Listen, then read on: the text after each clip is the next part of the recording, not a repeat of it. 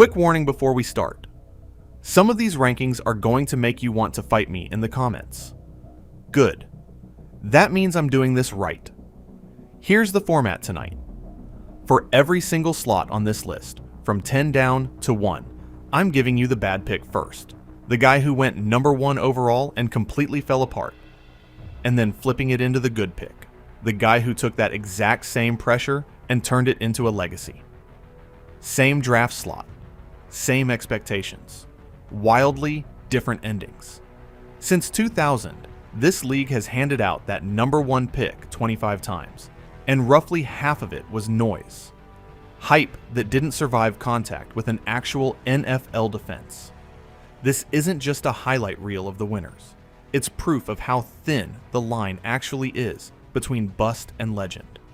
And somewhere in the next 20 minutes, one of these guys is going to do something no other quarterback in this sport has ever managed. Beat the greatest dynasty football has ever seen on the biggest stage there is, twice. Keep that in the back of your head. We'll get there. Let's go. Rank number 10, the bad pick, David Carr, 2002, Houston Texans. With the first choice in the 2002 NFL Draft, the Houston Texans select David Carr, quarterback from Fresno State. Houston's brand new franchise handed the ball to David Carr in 2002 and then handed him zero protection. He was sacked 249 times in 5 seasons, the most in the league over that stretch by a wide margin, including 76 times in his rookie year alone. He won just 29% of his career starts and eventually got demoted to a backup. He wasn't the problem. The 5 guys in front of him were. But his career paid the price anyway. The good pick, Carson Palmer, 2003, Cincinnati Bengals. Most people wouldn't put Carson Palmer inside the top 20 of this list. I've got him at 10. Let me make my case. 1 year after Houston's line got Carr destroyed, Cincinnati took Palmer. And for a while, it looked like the exact same injury story was going to repeat itself. January 2006, Bengals' first playoff game in 15 years. Second offensive play. Palmer fires a 66-yard completion downfield, and a Steelers lineman rolls into his left knee before he even sees it land. Torn ACL. Torn MCL, season over in the time it takes to throw one pass. That single play was so violent, the NFL changed the rulebook afterward to stop it from happening to anyone else. What separates Palmer from Carr is what came after. Years later, in Arizona, on knees that had been rebuilt twice, he still got that franchise to an NFC title game. The one thing, Palmer saw the defense before the snap. A knee injury can end a career. It can't touch the part of the game that happens before the ball is even hiked. Draft grade today. B+. Would you draft him again? Yes, no hesitation. Rank number 9, the bad pick. Tim Couch, 1999, Cleveland Browns. The Cleveland Browns selection is from the University of Kentucky, quarterback Tim Couch. Cleveland's relaunched franchise made Couch the face of the rebuild in 1999. He actually delivered early, 11 wins as a starter in his first 3 seasons, even a playoff trip in 2002. But the roster around him never caught up, and by year 5, he was out of the building entirely and never landed on another regular season roster again. Being the guy who's supposed to save a broken franchise is a lot easier to promise than to survive. The good pick, Jared Goff, 2016, Los Angeles Rams. The first pick in the 2016 NFL Draft, the Los Angeles Rams select Jared Goff, quarterback, California. Detroit had been the league's punchline for decades. Couch's old team wasn't the only broken Rust Belt franchise in this story. Then Jared Goff showed up, and people actually started expecting them to win. That's not supposed to happen with a guy his own team basically gave away. Here's what actually happened. In LA, the knock on Goff was that he needed the system, that Sean McVay's play design was doing the work for him. That's the exact reason they moved on. But watch what he did with it. He didn't need McVay's system in Detroit. He brought the discipline of that system with him and installed it in a building that had never had it. Wait, what? The trade that sent Goff to Detroit and Matthew Stafford to LA wasn't just a swap. It was the first time in the entire common draft era, going back to 1967, that two former number 1 overall picks had ever been traded for each other. Remember that. It matters again in a few minutes. The one thing. Goff turned a broken culture into a winning one. That's not a stat. That's infrastructure. And it's a lot harder to replace than an arm. DC's Raft grade today. A minus. Would you draft him again? Yes. Rank number 8. The bad pick. JaMarcus Russell, 2007. Oakland Raiders. With the first pick, 2007 NFL Draft, the Oakland Raiders select JaMarcus Russell, quarterback. Oakland was convinced they'd found a cannon-armed franchise quarterback.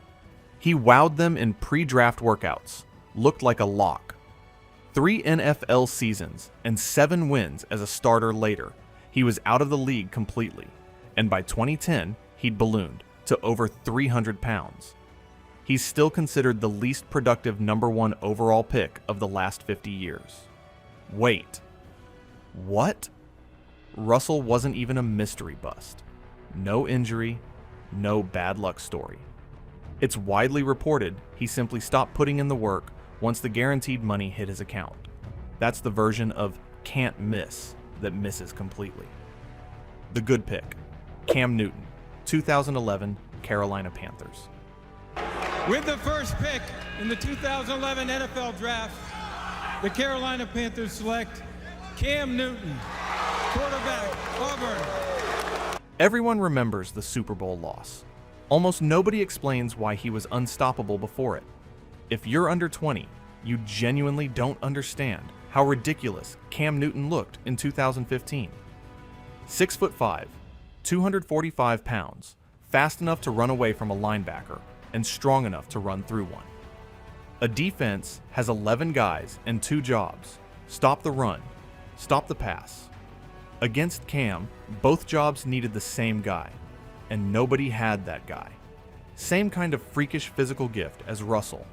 Completely different relationship with the work. Wait, what? In his very first NFL game, Newton threw for 422 yards, an NFL rookie record that broke Peyton Manning's opening day mark by 120 yards. Then, he did it again the next week. To this day, he's the only quarterback in league history, rookie or veteran, to open a career with back-to-back 400-yard passing games. The one thing. Cam forced one single defender to stop both the run and the pass. A math problem no defense had ever had to solve before him. Draft grade today. A minus. Would you draft him again? Yes. Rank number 7. The bad pick. Steve Emtman, 1992, Indianapolis Colts. Indianapolis Colts, second choice obtained from Tampa Bay is Quentin Coriat, linebacker, Texas A&M. Emtman led Washington to a national title and looked like the safest defensive prospect in years. The Colts got a bust anyway, almost entirely because of injuries. He landed on injured reserve in each of his first 3 seasons and finished with just 5 sacks in 18 total games. Some guys run out of luck before they ever really get started. The good pick, Andrew Luck, 2012, Indianapolis Colts. With the first pick in the 2012 NFL Draft, the Indianapolis Colts select Andrew Luck, quarterback, Stanford. Same team that got burned by Emtman's bad luck 20 years earlier. And Andrew Luck at 7? I know. Hear me out. In 2012, a Packers linebacker named Eric Walden absolutely detonated Andrew Luck with a clean hit. Luck popped up like nothing happened and said, "Good job." It wasn't a one-time thing. Reporters eventually tracked down a dozen different defenders who'd hit him hard, and every single one said Luck complimented them afterward. He congratulated people for hurting him, on a loop, for 6 years. Wait, what? Andrew Luck also graduated from Stanford in 2012 with an actual engineering degree in architectural design and a 3.48 GPA, while simultaneously being the best quarterback prospect in a decade. He's since gone back to be Stanford's football general manager. Indy's offensive line was historically bad, and Luck absorbed more hits per season than almost any starter in football, year after year, and never once let it change who he was. When he finally walked away in 2019 at 29, that decision didn't get made that day. It got made hit by hit over 6 years until the same kind of luck that ended Emtman's career finally caught up with his too. Just years later, after he'd already built something real. The one thing, Luck made impossible hits look survivable, right up until they weren't. Draft grade today. B. Would you draft him again? Yes, but ask his knees first. Rank number 6, the bad pick. Ki-Jana Carter, 1995, Cincinnati Bengals. Carter's rookie year lasted exactly one preseason snap. He planted his foot to make a cut, and that was it. Season-ending knee injury before the real games even started. He showed brief flashes in the years after, but he finished his career having suited up in just 59 total games. He never really got a chance to find out what he could have been. The good pick, Kyler Murray, 2019, Arizona Cardinals. With the first pick in the 2019 NFL Draft, the Arizona Cardinals select Kyler Murray, quarterback, Oklahoma. And so it is. The assumed is really happening. What does being 5'10" have to do with playing quarterback in the NFL? Nothing, according to Kyler Murray. The book on short quarterbacks has always been the same. Can't see over the line, panics, bails early. Murray broke that rule by solving a different problem. He reads throwing lanes low and escapes north-south instead of east-west, which means a decade of pass rush technique built to contain tall pocket passers just doesn't translate against him. Wait, what? A month before he ever played a snap of his final college season, the Oakland Athletics drafted Kyler Murray 9th overall in the actual MLB draft and paid him a $4.66 million signing bonus to play baseball. He won the Heisman Trophy that same fall, then walked away from a guaranteed MLB paycheck to bet on himself as an NFL quarterback instead. Unlike Carter, injuries haven't ended Murray's story. They've just interrupted it. Heisman winner, Rookie of the Year, over 3,000 rushing yards through his first 6 seasons as a quarterback. He's gotten the chances Carter never did, and he's still cashing them in.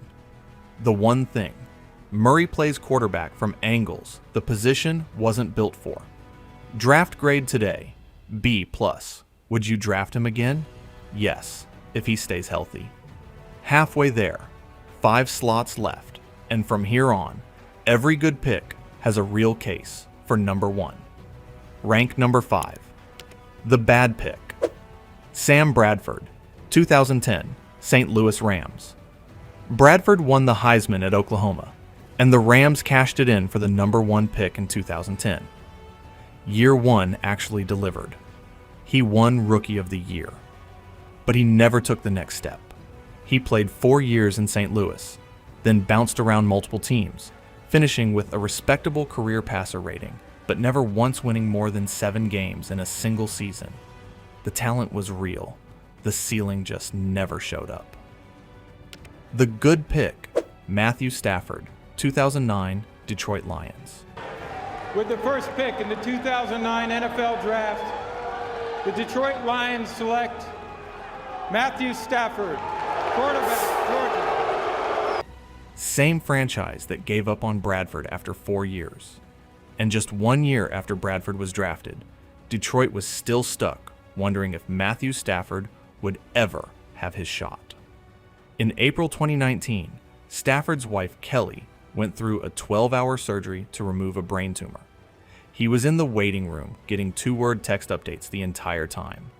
That same season, in the games he was able to play before his own injuries ended it early, he posted the best passer rating of his career. Nobody talks about that year. They should. Wait. What? Remember the Goff trade from a few minutes ago? This is the payoff. Stafford is the other half of that deal.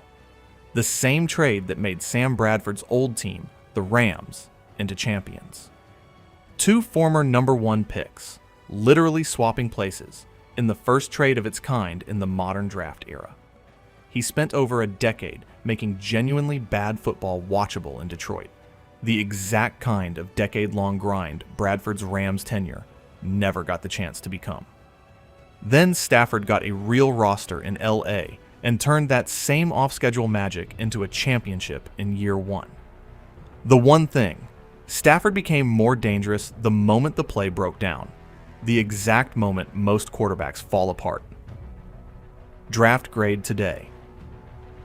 A. Would you draft him again? Yes, obviously. Rank number 4, the bad pick, Courtney Brown, 2000 Cleveland Browns. Brown looked like a can't-miss pass rusher out of Penn State, and Cleveland took him first overall in 2000. He wasn't a total disaster. He was mildly productive when healthy. But he just kept getting hurt. 6 sacks in his best season, 19 total across a 6-year career that ended far earlier than anyone expected. The good pick, Michael Vick, 2001 Atlanta Falcons. With the first selection in the 2001 NFL Draft, the Atlanta Falcons select Michael Vick, quarterback, Virginia Tech. Everyone says Michael Vick changed football. Almost nobody explains how. 1 year after Cleveland's pick never got out of the training room, Atlanta hit on a guy who barely left the field. Here's the mechanism behind why he mattered. Before Vick, the idea of a defense permanently assigning one player to just contain the quarterback, what coaches now call a spy, barely existed as a base concept. Vick's legs made it mandatory. Defensive coordinators had to burn a resource every single week that no defense had ever needed to spend before. Wait, what? Michael Vick was so fast in Madden NFL 2004, a 95 speed rating, 97 acceleration, that EA Sports rebuilt parts of the actual game engine the following year, specifically to slow him down. They added the hit stick and made scrambling harder, and developers have publicly said it was a direct response to how unstoppable Vick was as a video game character. This is where half the comment section leaves. Stick around. The dogfighting scandal is real. It's ugly, and it cost him years of a prime we never fully got to see. That part isn't in dispute, but the tape that does exist already rewired the position, and that part doesn't get undone by anything that came after. The one thing. Vick changed how every defense in football was forced to practice every single week, whether they wanted to or not. Draft grade today. A-. Would you draft him again? Yes, talent and legacy aren't the same conversation as character, and this list is grading the first one. Only 3 slots left, and one of them has never won an MVP, and he's still ahead of guys who have. Rank number 3. The bad pick, Bryce Young, 2023, Carolina Panthers. With the first pick in the 2023 NFL Draft, the Carolina Panthers select Bryce Young, quarterback, Alabama. Full disclosure, the jury's still out on this one, and that's exactly the point. Young won just 6 of his first 28 starts and got benched in 2024, before clawing back with a strong finish to the season. Carolina bet the franchise on a Heisman-winning arm without giving him much of a supporting cast, and right now it's genuinely unclear which way this one breaks. Keep his name in your head, this entry might look completely different in 3 years. The good pick, Joe Burrow, 2020, Cincinnati Bengals. Okay, here we go. With the first pick in the 2020 draft, the Cincinnati Bengals select Joe Burrow, quarterback, LSU. Most people would put Stafford or Vick ahead of Burrow. I can't. January 2022. Bengals go down 27-0 in a playoff game. That's not a hole you climb out of. That's a hole you get buried in. Burrow climbed out of it anyway, orchestrating one of the wildest comebacks in recent playoff history to win it. That's the difference between a rookie deal still finding its footing, like Young's, and a guy who's already delivering when it matters most. Here's what makes him different. He's not the fastest or the strongest arm on this list, and he plays behind offensive lines that make analysts wince. What he has is anticipation before pressure even arrives. He's already throwing receivers open based on leverage and coverage rotation before the rush gets home. 5 seasons in, and people are already saying Hall of Fame trajectory, out loud without flinching. That should scare the rest of the league. The one thing, Burrow wins with anticipation instead of athleticism, the harder skill to defend and the harder one to coach. Draft grade today. A. Would you draft him again? Yes, and Cincinnati would sprint to the podium. 2 slots left, and the next good pick has never thrown a single pass in an NFL game. Rank number 2, the bad pick, Andre Bruce, 1988, Atlanta Falcons.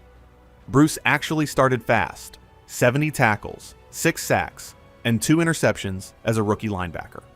Then the numbers dipped, off-field issues piled up, and he lost his starting job entirely, eventually signing with the Raiders just to keep playing. 11 NFL seasons, but never close to the ceiling everyone expected on draft night.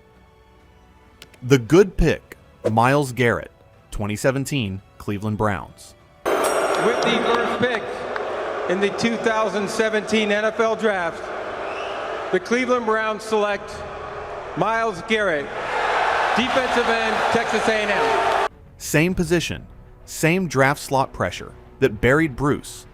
And on the very first defensive snap of his NFL career, Myles Garrett beat the Jets starting left tackle so badly the guy never even got his hands up. That was the preview. Everything since has been the movie. Here's how he actually wins.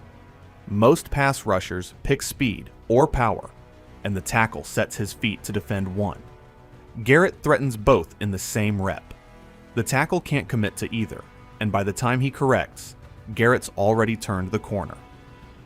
Wait. What? Garrett has said since he was 14 years old, he had one plan: play football, study paleontology, and write poetry, in that order. He's kept every part of that promise. He writes poetry regularly, still talks dinosaurs with actual paleontologists online, and recently read a poem he wrote for his girlfriend that made her cry on camera. The one thing: Garrett makes elite offensive tackles guess wrong before the snap even happens, not after. Draft grade today. A. Would you draft him again? Yes, and Cleveland already proved it by paying him like it. Rank number 1, the bad pick, Jeff George, 1990, Indianapolis Colts. The Colts traded up just to get him, a genuine cannon arm out of Illinois. It never came together in Indy. Just 14 wins as a starter in 4 seasons. A fresh start in Atlanta produced real numbers, and he even won a passing title later with the Raiders. But he bounced across 5 teams in 12 seasons and finished with a losing career record. All that arm talent, and it never once turned into a program he stuck with.